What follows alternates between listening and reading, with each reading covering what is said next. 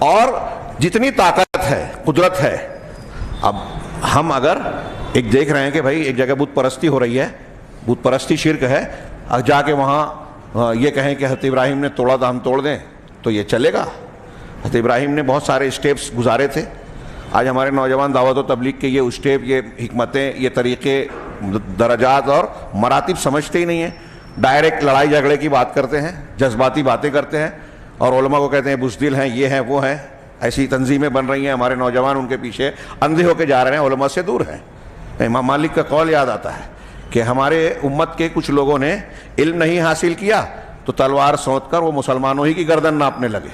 اگر وہ لوگ علم حاصل کرتے، علماء ربانیین کے جناب میں ہوتے، تو وہ علم حاصل کر کے اس گمراہی سے اپنے آپ کو بچا لیتے.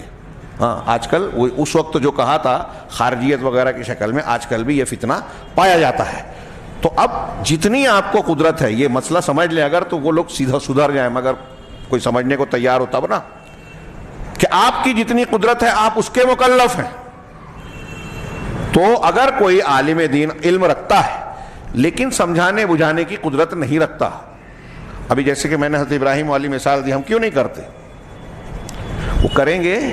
دعوت و تبلیغ کے اصول میں کہیں فرض ہوتا ہے، کہیں افضل اور بہتر ہوتا ہے صحیح بات پہنچانا، کہیں دونوں پہلو جب ہوں تو اس میں فیصلہ کیا جائے کہ کبھی جائز ہوگا، کبھی رکنا چاہیے، اور کہیں کہیں دعوت کا کام کرنا یا کسی برائی سے روکنا حرام ہو جاتا ہے.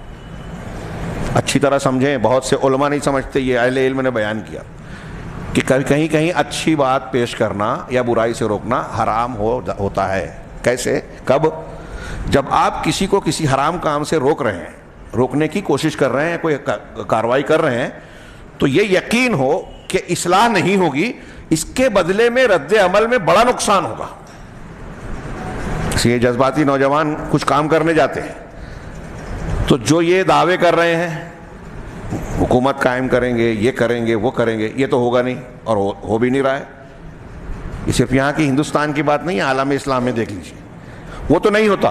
اس کے رد عمل میں مسلمانوں کی جان، مال، عزت و آبرو خطرے میں پڑ جاتی ہے.